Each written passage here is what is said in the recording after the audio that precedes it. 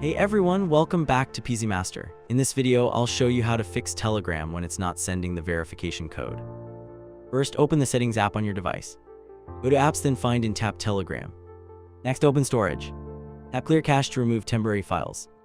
After that, make sure your internet connection is working properly. You can switch between Wi-Fi and mobile data to see if that helps.